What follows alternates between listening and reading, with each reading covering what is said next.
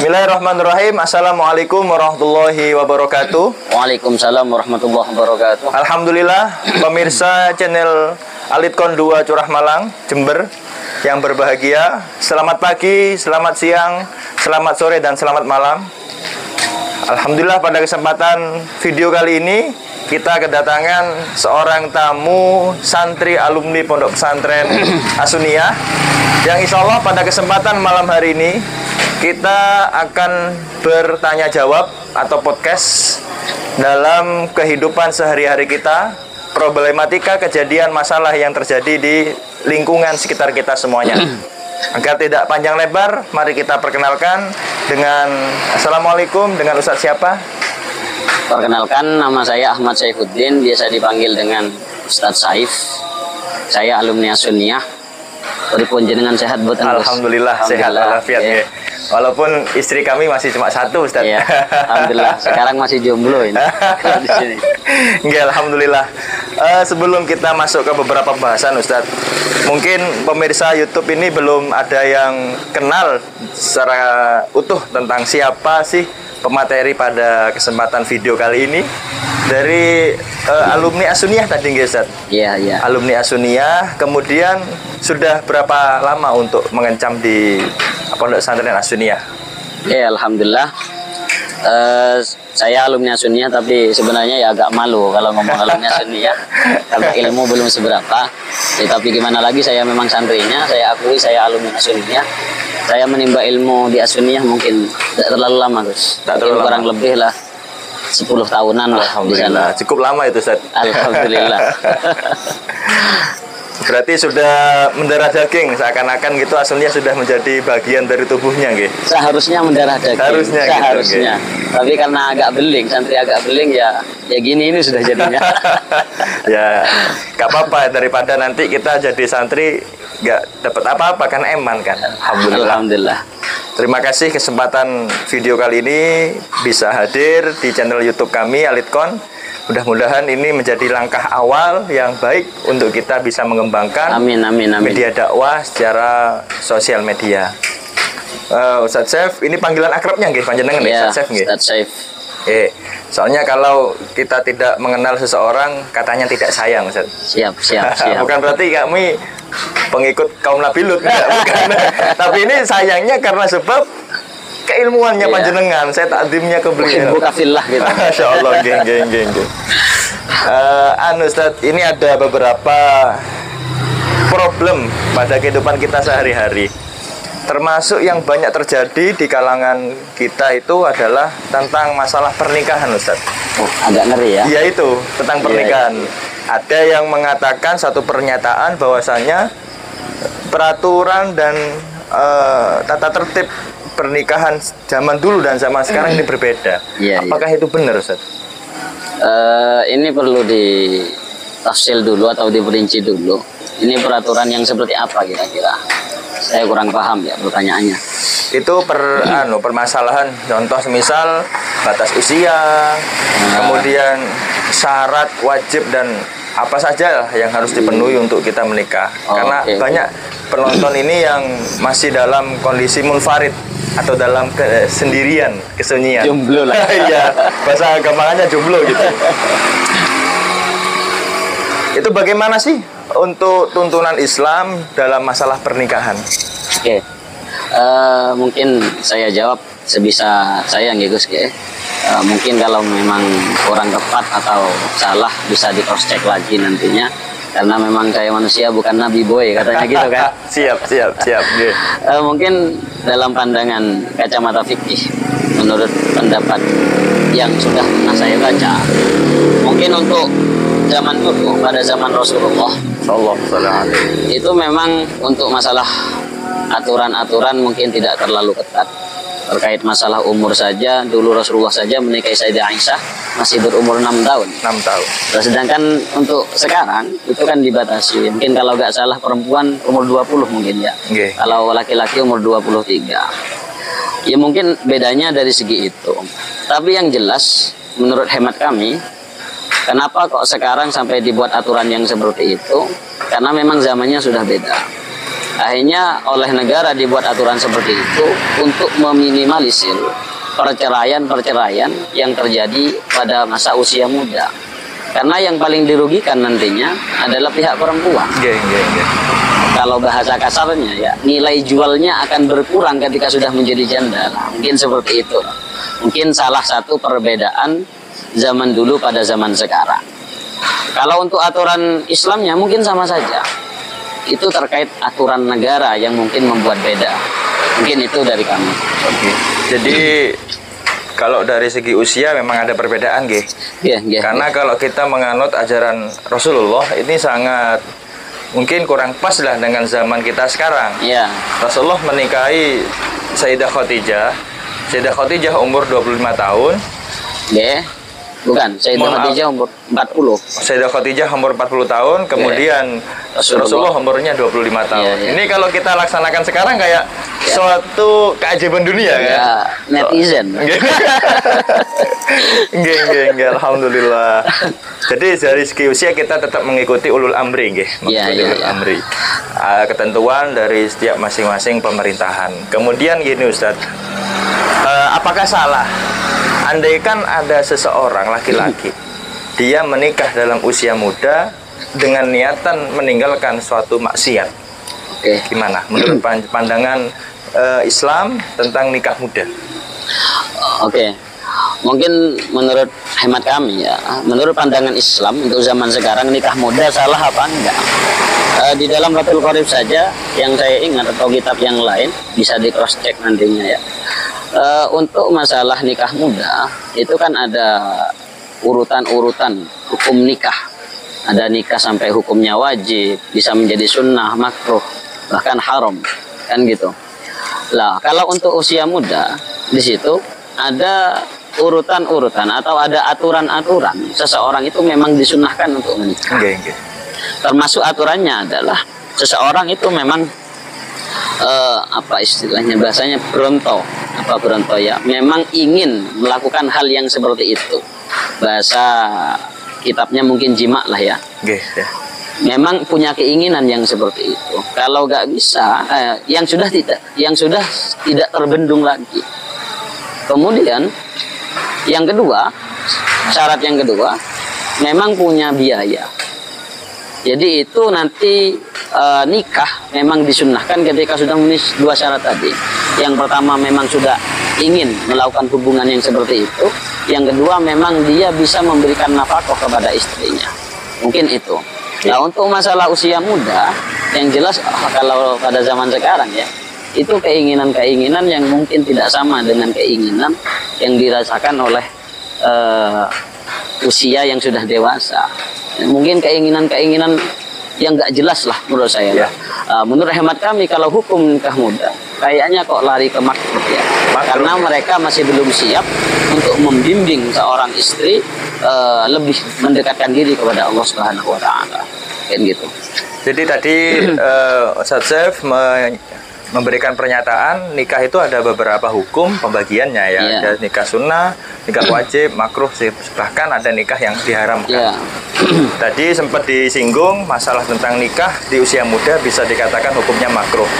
Kemudian kalau andaikan Ustaz di hari raya kita sering mendengarkan waktu kita masih belum mempunyai keluarga atau belum keluarga itu kapan nikah. Nah, di situ kan pasti hati menggebu-gebu. Sehingga jangan sampai hari raya selanjutnya kita digojlok seperti itu lagi kan gitu biasanya. Andai kan terjadi seperti itu, kemudian orang yang menjadi korban bisa dikatakan korban bulian lah, bulian dari saudara, tetangga ataupun yang lain. Kemudian dia menikah. Hukum nikah orang yang menjadi korban waktu itu nikah apa kira-kira Ustaz? Karena sebab ada gejolak dari orang lain gitu. Guru saya pernah berkata seperti ini. Nikah itu adalah sebuah kebutuhan, bukan keinginan. Kemudian guru saya meneruskan perkataannya, carilah pasangan yang pas. Carilah pasangan yang pas, bukan cari pasangan yang di situ pokok ada. Atau di situ gengsi-gengsian. Nah itu nanti mungkin ya semuanya Allah yang berkehendak ya. Mungkin nanti hubungan itu tidak akan harmonis dan tidak akan berjalan lama, yang seperti itu. Nah, untuk masalah gunjingan-gunjingan masyarakat atau gunjingan-gunjingan para tetangga, ya yang seperti itu ya jangan didengarkan lah, karena sulit kalau kita mendengarkan netizen. Bahkan ada kata-kata seperti ini, CCTV yang paling canggih itu CCTV yang ada di Indonesia. Iya, betul. Amerika kalah, Nggih. Jerman kalah. Kenapa? Karena CCTV di Indonesia bukan pakai CCTV kamera, pakai bahasa kasarnya cocote tonggo. Kata Gus kan cakep elek lah. Ya cakep elek seperti itu. Iya. Jadi bisa disimpulkan nikah yang makruh nggih, karena Ya, sebab mungkin lah seperti itu. Kemudian tadi juga ada pembahasan nikah yang diharamkan, Ustaz. Itu bagaimana nikah yang diharamkan? Mungkin kalau nikah yang diharamkan di situ memang seseorang itu tidak berkeinginan sama sekali sebenarnya, dan dia tidak punya biaya. Bahkan sebenarnya kalau dia menikah maka akan merusak ibadah dia, akan merusak cita-cita dia, yang sebenarnya dia akan menjadi orang yang sukses di masa depan. Mungkin lah cita-cita dia masih belum tercapai, dan ketika menikah malah di situ bukan memikirkan ibadah, memikirkan yang lain. Karena kalau sudah menikah kan kita kan sudah mengalami kan ya. Betul. Yang di situ awalnya kita mungkin lebih fokus ke ilmu, malah di situ mikirkan ini itu ila akhirnya. Lah mungkin yang seperti itu bisa menjadi haram. Atau menikah yang di situ tidak jelas perempuannya siapa. Contoh semisal ya, di pembahasan kitab fikih itu ada istilah perempuan yang mahsurah, mungkin jenengan pernah dengar itu. Di sebuah desa, ini memang kasus yang ada di kitab fikih.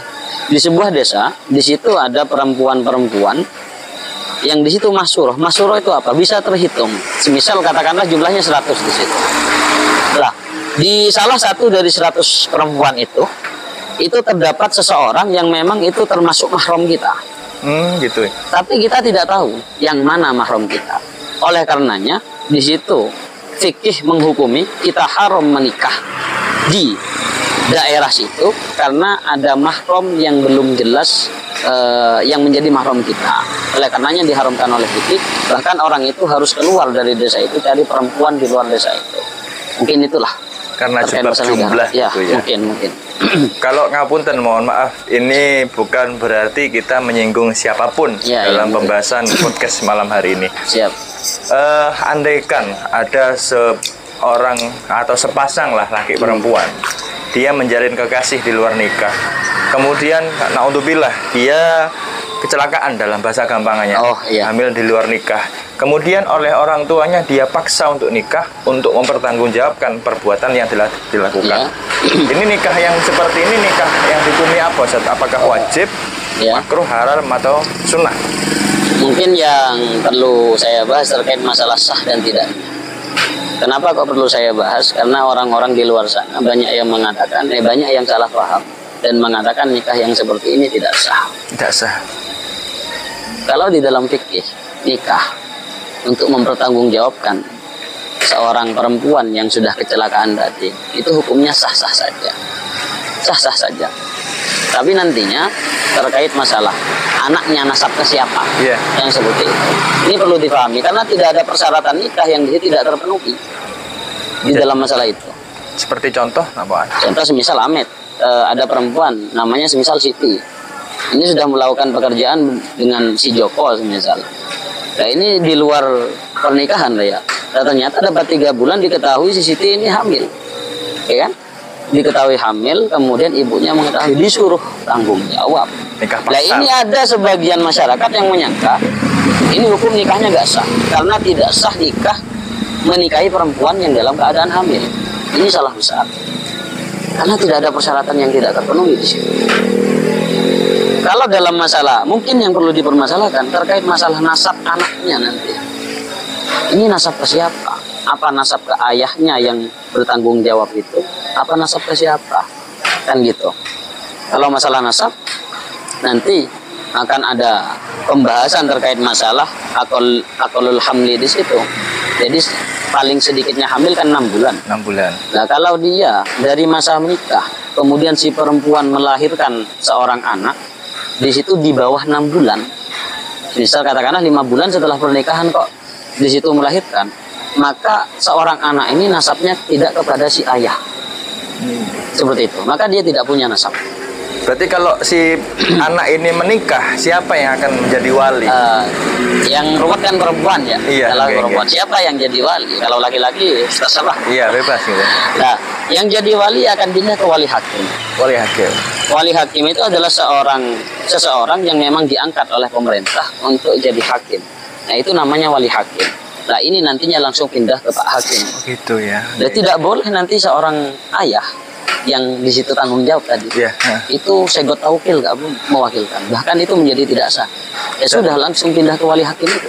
Kalaupun itu terjadi, si bapak yang naudzubillah di situ bukan wali aslinya, menjadi wali ketika anaknya itu nikah, berarti ketika sudah nikah kemudian anak ini dengan suaminya berhubungan wati lah, hubungan suami istri, berarti dihukumi zina berarti. Ya, karena walinya ini bukan wali asli. Iya, ini hati-hati memang. Iya. Itu banyak terjadi memang. Amit lah ya. Ayah ini bukan mahram jadi. Okay. Ya amit, nanti hukum-hukum yang memang terkait itu sama dengan hukum seorang ayah kepada selain anaknya sendiri. Betul. Nah, ini yang jadi masalah nantinya. Ya, maka untuk pesan kepada anak-anak muda zaman sekarang, jangan sampai kecelakaan. Betul, naudzubillah itu. Kalau kecelakaan ini sulit lah nanti. Iya. Okay. Kemudian kalau misal Ustaz, si anak ini sudah menginjak dewasa dan sudah waktunya dia mendapatkan warisan, apakah anak yang hasil hubungan gelap ini mendapatkan jatah warisan atau enggak kira-kira? Kembali lagi ke tadi, ke akolul hamli tadi. Kalau memang di situ di bawah 6 bulan, misal 5 bulan, maka seorang anak tidak mendapatkan warisan apapun karena nasabnya bukan ke ayahnya. Betul. Tapi kalau sudah melebihi 6 bulan atau 6 bulan, ya maka dia mendapat warisan karena dianggap dia anaknya si yang ayah tadi. Yeah. Bahkan toh semisal bukan ayah aslinya yang bertanggung jawab, ada seseorang yang mungkin menikahi si Siti tadi, Zaid semisal, maka kalau memang 6 bulan ya sudah jadi anaknya Zaid, nasabnya ke Zaid, meskipun bukan yang melakukan. Gitu ya. Ya, mungkin seperti itu. Oke, mungkin cukup dulu untuk video part pertama ini. Mungkin untuk pemirsa semuanya, sekiranya ada suatu pertanyaan yang mungkin belum kita jelaskan pada kesempatan video kali ini, bisa langsung dituliskan di kolom komentar bawah ini dan langsung disampaikan di video berikutnya. Mungkin itu cukup saja. Ya, mungkin pesan dari saya, mungkin nanti kalau memang ada keterangan saya yang mungkin salah atau kurang tepat, ya itu mungkin murni dari saya dan bisa dimasukkan di kolom komentar lah. Betul. Mungkin seperti itu. Saling berkoreksi. Ya lah. Berkoreksi. Oke. Terima kasih kepada semua pemirsa yang telah menonton video ini hingga selesai. Saya titipkan tetap semangat karena menikah bukan jalur untuk saling lomba-lombaan, tapi menikah karena sebab kebutuhan kita untuk meningkatkan ibadah kepada Allah Subhanahu wa taala. Sekian, terima kasih. Jangan lupa subscribe, like dan share. Wabillahi taufiq wal hidayah. Assalamualaikum warahmatullahi wabarakatuh. Terima kasih.